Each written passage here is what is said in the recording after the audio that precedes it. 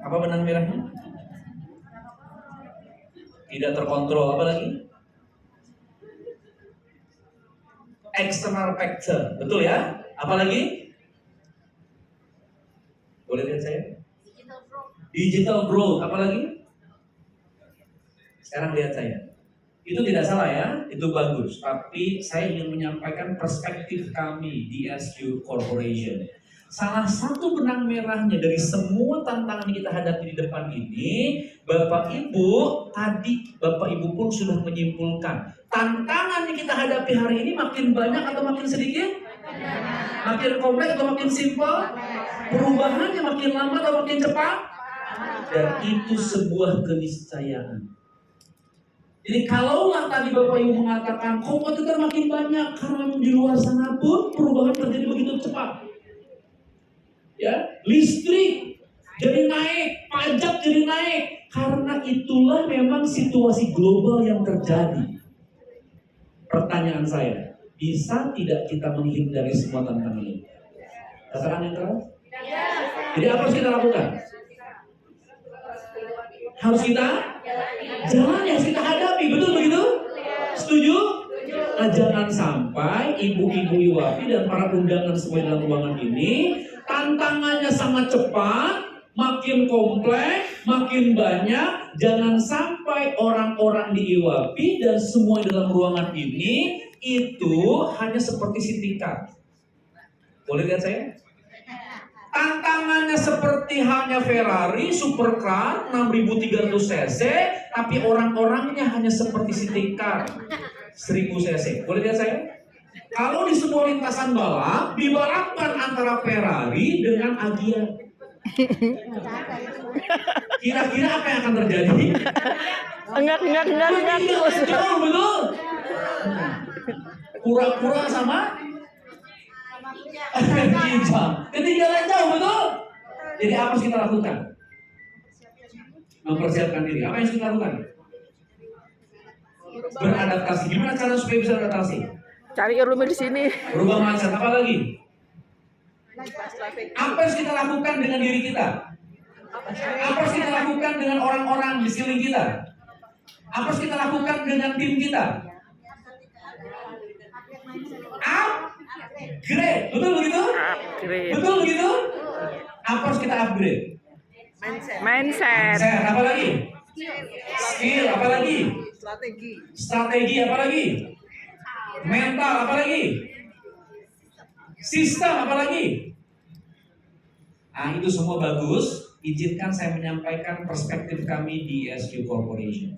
Setidaknya kalau kami di SQ ada 3 hal yang harus kita upgrade, harus kita tingkatkan. Ini dia. Ibu Bapak, yang pertama tentu yang harus terus kita tingkatkan adalah kompetensi. Apa itu kompetensi? Kemampuan apa lagi? Keahlian apa lagi? Skill. Lihat saya, secara garis besar kompetensi itu Bapak Ibu berbicara tentang skill dan knowledge, pengetahuan dan keterampilan kita, keahlian kita. Betul? Jadi tidak kita menafikan kompetensi harus kita tingkatkan. Keahlian kita harus kita tingkatkan. Pengetahuan kita harus kita tingkatkan. Skill knowledge kita harus kita tingkatkan. Pertanyaan saya, cukup tidak yang kita tingkatkan hanya secara kompetensi? Yang keras? Lebih keras? Karena kalau yang hanya kita tingkatkan hanya secara knowledge, di era hari ini bisa digantikan dengan AI atau tidak? Kalau yang kita tingkatkan hanya sekedar keahlian, keterampilan, mana yang lebih presisi, manusia atau robot? Robot disetting motong sesuatu 0,01 mm bisa atau tidak? Bisa, manusia? Belum tentu. Betul begitu? Jadi kalau yang kita tingkatkan hanya kompetensi, ke depan manusia bisa digantikan dengan artificial intelligence, bisa digantikan dengan robot. Walaupun tetap kita harus meningkatkan kompetensi kita. Setidaknya orang-orang IWAPI, para tamu undangan semua dalam ruangan ini, kita meningkatkan kemampuan kita menggunakan AI ini. Kita paham cara menggunakan alatnya atau robotnya atau teknologi yang ada. Nah, lalu kalau begitu apa yang lebih penting lagi bagi kita manusianya, people-nya? Ini yang kita tingkatkan, agility. Katakan apa? Agility. Apa itu agility? Keluasan. Tepuk tangan dulu dong buat ini. Yes. Apa itu agility? Keluasan, dia usah gitu. Apa itu agility? Fleksibel. Fleksibel, apa lagi? Adaptasi, apa lagi? Oke, jadi agility ini kaitannya dengan mentalitas, kaitannya dengan mindset kita. Ya, agility ini kan lincah, cepat, mudah beradaptasi. Maka kalau ibu tadi bagus sekali kalau kita sederhanakan keluasan. Super. Jangan sampai begini, ibu bapak, di era hari ini mungkin tidak terjadi. Hari ini kita belajar ilmu A, besok ada ilmu B. Betul begitu?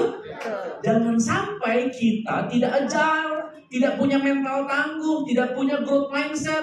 Bagaimana pikirnya? Nggak usah belajar. Kenapa? Sekarang kita belajar ilmu A, besok ada ilmu B, terus nggak usah belajar. Itu namanya nggak agile, nggak growth mindset, nggak punya mental tangguh. Jadi apa harus kita lakukan? Justru kita harusnya berpikirnya begini, karena sadar di era hari ini kita belajar ilmu A, hari ini besok ada ilmu B, saya harus segera belajar ilmu A ini. Kenapa? Karena kesadaran di era hari ini, besok sudah ada ilmu B lagi. Mas Aram? Setuju? Yang setuju tepuk tangan dulu. Ya, jadi harus kita tingkatkan keluasan, ya, mental tangguh, mindset yang growth mindset. Nah, ini yang menjadi tema utama kita. Tapi saya tidak langsung berbicara growth mindset karena ada hal yang lebih penting lagi. Apa itu? Meningkatkan capacity. Apa itu capacity? Daya serap, daya tampung, apa lagi? Kemampuan, apa lagi? Kekuatan. Baik, izinkan saya menyampaikan perspektif kami di ESU Corp. Apa itu capacity? Kalau kita sederhanakan, kalau agility keluasan, capacity keluasan. Katakan apa? Saya kasih contoh yang sederhana. Boleh lihat saya. Kalau masalah, tantangan yang kita hadapi seperti hanya garam di sendok. Kapasitas diri kita hanya seperti air di gelas. Masukkan garam di sendok ke air di gelas, aduk, cicipin, gimana rasanya? Asin. Tapi kalau kita menghadapi masalah, tantangan seperti garam di sendok, mampu meningkatkan kapasitas diri seperti air di ember. Masukkan garam di sendok ke air di ember, aduk, cicipin, sekarang gimana rasanya? Sudah tidak seasin tadi. Betul? Apalagi kalau ibu bapak mampu meningkatkan kapasitas dirinya seperti halnya air di sebuah danau yang sangat luas. Masalah tantangan kita hadapi hanya seperti garam di sendok, bahkan sendok semen. Tahu sendok semen? Sakop ya. Masukkan garam di sendok semen ke dalam air di danau yang luas, aduk, cicipin, sekarang gimana rasanya? Tidak terasa sama sekali. Bukan karena nggak ada masalah, bukan karena nggak ada tantangan, tapi karena kapasitas diri kita sudah jauh lebih luas daripada masalah tantangannya. Masalah? Setuju? Kalau setuju tepuk tangan. Jadi yang harus kita tingkatkan juga adalah kapasitas diri. Ya. Nah, tentu tiga-tiganya penting. Maka oleh sebab itu, walaupun waktunya singkat, saya akan spill gimana cara meningkatkan ketiganya. Mau nggak? Lanjut kan nih? Masih semangat? Kalau masih semangat, angkat tangan kanannya. Tepuk sebelah kanannya, bos. Kita lanjut, bos. Tetap semangat, bos. Angkat tangan kirinya, bos. Makin semangat, bos. Tepuk tangan di atas, yuk. Siapa mbak? Ayo. Atas bawah. Kiri kanan. Oke, cukup ya. Pinginnya lebih lama ya, tapi saya semangat waktu ya. Apalagi nanti ibu semangat begitu ya. Di sini ada Coach Robi, salah satu guru saya. Tepuk tangan yang mulia Coach Robi. Terima kasih Coach Robi. Ya, ada Bu Dini dan semua coach yang hebat yang mau ngerti disebutkan satu-satu. Ya, ada Coach Pato juga, Coach Nopo dan sebagainya. Baik, Ibu Bapak, sekarang saya mau sharing di wilayah kompetensi, ya, tren, ya, dari people development, pembangunan sumber daya manusia di era hari ini. Menurut Bapak Ibu, mana yang paling baik? Mengetahui kekurangan, kita kemudian mentrainingkan, melatih kekurangan itu, atau menemukan kekuatan, baru kita training kekuatan itu. Mana yang paling efektif? Mana yang lebih baik? Oke, kita survei. Yang A, itu mencari kelemahan, dan kelemahan itu yang ditingkatkan, ditrainingkan.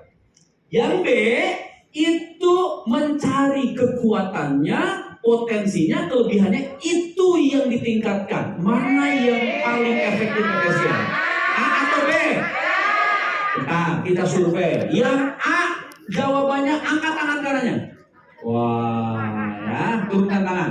Yang B jawabannya, angkat tangannya. Wah, hampir 50-50 ya. Yang nggak angkat tangan maksudnya apa?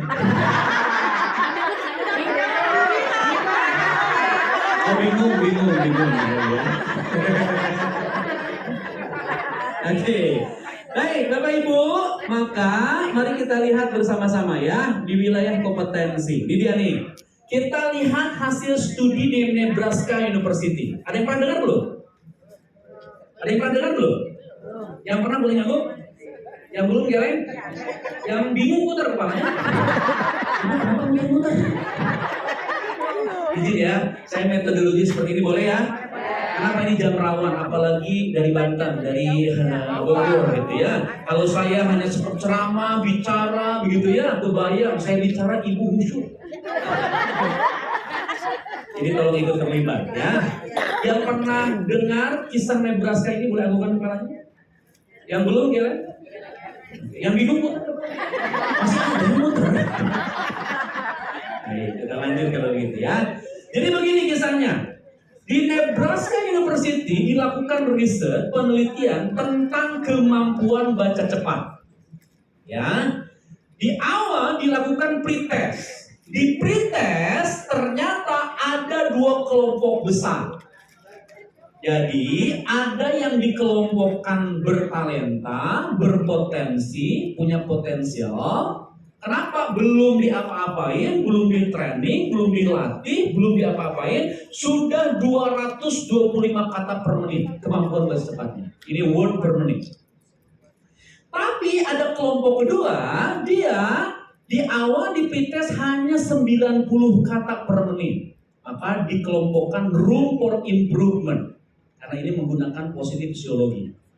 Tapi kalau bahasa kasarnya tidak bertalenta. Ya, tidak potensial. Nah, setelah itu dikumpulkan dua kelompok besar ini, dimasukkan dalam satu kelas, diberikan pelatihan, diberi training, diberi coaching, diberi ilmu baca cepat. Pertanyaan saya, setelah 3 bulan, yang room for improvement, kemampuan baca cepatnya naik, turun, atau tetap? Naik, turun, atau tetap? Siapa yang bilang naik, angkat tangan kanannya. Alhamdulillah, turunkan tangannya. Siapa yang bilang tetap? Tidak ada. Siapa yang bilang turun? Yang nggak angkat tangan maksudnya apa? Yang naiknya berapa persen? 50. Ada yang lebih 50? 100. Ada yang lebih 100? Kok jadi turun lagi, Bu? Ada yang lebih dari 100? Sudah, mentok 100? Kita lihat. Survei membuktikan naik 50%. Tepuk tangannya ya. Dari 90 kata per menit menjadi 135 kata per menit. Oke? Nah, yang menarik, yang lebih menarik ini. Yang potensial belum diapa-apain aja sudah 225 kata per menit. Sudah melebihi hasil post test yang room for improvement. Dilakukan treatment, dikumpulkan di sebuah kelas, kemudian kasih training dan sebagainya. Bapak Ibu, yang potensial ini naik, turun, atau tetap? Siapa yang bilang naik, angkat tangan kanan. 1, 2, mulai berkurang ya. Siapa yang bilang tetap? Ini yang paling banyak. Siapa yang bilang turun? Ini seru nih sekarang. Kenapa turun? Ya kan dia merasa udah pinter. Sudah merasa pintar. Yang belakang kenapa? Karena sudah merasa pintar. Yang tetap tadi siapa? Kenapa kamu? Karena dia mempertahankan dengan Mempertahankan apa yang sudah didapatkan. Apalagi? Yang tetap? Ya, karena sudah tidak berkembang. Oke, bagus. Apalagi? Oke, yang bilang naik, berapa kenaikannya? Berapa persen? 100. Ada yang lebih 100? Udah? 30 turun lagi. Ya, 30. Turun lagi. Ada yang lebih 100? Dan survei membuktikan kenaikannya 788% 2000 kata per minggu. Wih, Apa makin artinya? pinter. Kenaikannya eksponensial. Artinya apa? Harus sering ke SQ. Artinya apa? Justru kalau kita fokus pada kekuatan diri kita, potensi diri kita, talenta diri kita, kenaikannya eksponensial. Bukan 100%, 788%. Kalau kita nutup gap, nutup kekurangan naik, tapi linear hanya 50. Pertanyaan saya tadi, tantangan yang kita hadapi makin banyak atau makin sedikit? Gimana, makin eksponensial atau linear? Eksponensial. Makin cepat atau makin lambat? Kalau pola pembangunan SDM kita dan juga tim kita masih hanya nutup gap, maka apa yang terjadi? Ketinggalan terus. Betul begitu? Contoh-contoh paling sederhana. Biasa ya. Contoh paling sederhana. Di Indonesia rata-rata kebanyakan. Kalau ada di Indonesia rata-rata kebanyakan. Kalau ada anak dia lemah bahasa Inggris, jago basket, tolong katakan dileskan apa itu anak? Basket. Di Indonesia rata-rata kebanyakan. Inggris. Ya. Kalau ada anak lemah bahasa Inggris, jago basket, dileskan apa itu? Basket. Indonesia rata-rata di Indonesia. Saya ulang sekali lagi ya. Rata-rata di Indonesia. Kalau ada anak lemah bahasa Inggris, jago basket, dileskan apa anak? Basket. Bahasa Inggris gitu? Basket. Enggak di Indonesia rata-rata. Kalau ini sih ya keren. Enggak, ini rata-rata di Indonesia. Kalau ada anak lemah bahasa Inggris, jago basket, dileskan apa tuh anak? Bahasa Inggris, betul begitu? Terjadi itu? Terjadi. Pertanyaan saya, salah tidak? Salah. Saya bilang salah. Nggak salah ya. Yang salah itu dileskan bahasa Inggris sambil diancam. Jangan pernah megang bola basket. Itu salah, betul? Jadi apa harus kita lakukan? Nggak apa-apa dileskan bahasa Inggris. Kenapa? Kita sadar di Indonesia, ibu bapak ada batas standar yang harus dipenuhi. Betul? Tapi bapak ibu semuanya, kalau anaknya dileskan bahasa Inggris, nilainya tidak sejago, sebagus teman-temannya yang lain, jangan dimarahi. Kenapa? Jangan-jangan memang potensinya bukan di sana. Minimal dia sampai lulus saja sudah cukup. Betul? Nah, bapak ibu, jadi jangan terlalu over expectation. Justru yang bagus, leskan bahasa Inggris sampai dengan minimal batas standarnya. Dan apa yang kita lakukan? Berikan ruang kepada anak itu untuk tetap main basket. Kalau dana kita banyak, leskan juga dia basket. Makin bagus. Kalau nggak ada, minimal dia tetap main basket aja. Apa yang terjadi? Jangan-jangan yang membuat anak itu sukses bukan kemampuan bahasa Inggrisnya, tapi basketnya. Setuju gitu? Tepuk tangan dulu. Jadi di era hari ini, Bapak Ibu, pendekatan kita adalah bukan lagi nutup gap semata. Kalau ini kan conventional approach to personal development. Gimana? Kita cari tahu kelemahannya, itu yang di-develop. Itu era masa lalu. Kenapa? Bawaan dari industri, ya, era industri. Jadi semua disamaratakan. Itu zaman dulu. Tapi di era hari ini justru strength based approach to personal development. Gimana caranya? Temukan talentanya, itu yang ditingkatkan. Setuju? Tepuk tangan terus. Nah, Bapak Ibu, untuk mengetahui talenta kita, kekuatan diri kita, dan mengetahui area improvement kita, zaman dulu perlu waktu yang lama. Kenapa? Harus dilakukan observasi, dilihat polanya, jadi perlu waktu yang lama. Prof. Ari kemudian memberikan solusi. Apa itu? Dilakukan riset oleh kita, maka dibuatlah tool, sebuah live tool, namanya Talent DNA. Untuk apa? Untuk mengetahui potensi diri kita dan area improvement dari diri kita. Nah, biasanya live tool itu berbayar. Khusus IWAPI dan yang datang di seminar ini gratis. Belum dapat? Jangan khawatir ya. Jadi Bapak Ibu yang belum dapat, nanti saya akan kasih juga ya di layar. Ibu Bapak, ini dia Talent DNA, metode untuk mengidentifikasi pola perilaku alami dan spontan seorang, yaitu bagaimana seorang merasakan, berpikir dan bertindak, dan cara seorang merespons situasi mengambil keputusan. Ini dia ya. Nanti Bapak Ibu ngisinya pakai kuesioner dengan spektrum. Jadi bukan skala Likert, tapi spektrum. Jadi Bapak Ibu bisa geser-geser seperti radio baterai. Ya, jangan terlalu banyak mentok kanan, jangan terlalu banyak mentok kiri, by feeling aja. Oh, ini kayaknya saya deh. Bukan apa yang kita inginkan, tapi kita selama ini seperti apa. Ya, supaya hasilnya presisi. Kenapa? Karena talent DNA ini bukan soal benar dan salah, bukan soal negatif positif. Tapi talent DNA ini mengetahui potensi diri kita dan area improvement diri kita. Cukup jelas? Nah, nanti Bapak Ibu bisa online ya. Kalau nggak bisa hari ini, bisa kapanpun, dimanapun. Ya, waktu pekerjaannya sekitar 20 atau 25 menit. Jadi nanti luangkan waktu. Dan hasilnya real time, langsung Bapak Ibu mendapatkan. Ya, alhamdulillah Talent DNA ini sudah lulus uji validitas dan uji reliabilitas. Bahkan sudah skalanya bukan nasional tapi internasional. Ya, dan sudah juga dapat hak kekayaan intelektual Talent DNA ini. Dan Talent DNA ini sekarang dipakai di sekolah rakyat, Bapak Ibu. Sekolah rakyat itu kan mereka tidak dites secara akademik. Karena kalau yang tidak mampu dites secara akademik, dia nggak akan pernah bisa sekolah. Nah, maka sekarang trennya itu adalah dipetakan talentanya. Semua jenius, semua hebat, tapi kehebatannya beda-beda. Ya. Nah, Ibu Bapak nanti akan ada 45 talenta. Gak usah dihafal, nanti Bapak Ibu cukup tahu aja. Dan DNA itu bukan berarti diambil di darah, di rambut, bukan ya.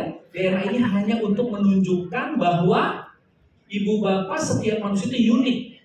Dan DNA itu ada kepanjangannya. D-nya drive, N-nya network, A-nya action. Jadi jangan sampai nanti salah ya. Ditanya sama suami, tes apa itu? Tes DNA. Jadi kaget suaminya, kenapa ada tes DNA segala? Ini hanya, jadi harus pakai talent nih, jangan sampai DNA doang ya. Talent DNA itu hanya menunjukkan keunikan kita. Jadi bukan tes DNA. Ya. Tapi talent DNA, dan DNA yang dimaksud itu beda dengan DNA ya, gitu ya. Karena saya lihat dari wajah mah tes DNA nya ada apa? Ya, gitu ya. Ini Bapak Ibu nanti dengan mengisi, Bapak Ibu urutannya akan jadi beda-beda. Nah, urutan yang berbeda itu menunjukkan keunikan kita masing-masing. Coach, tapi saya nggak bisa cara bacanya gimana? Itulah kenapa ada para coach di sini. Nanti siap untuk membantu cara membacanya gimana.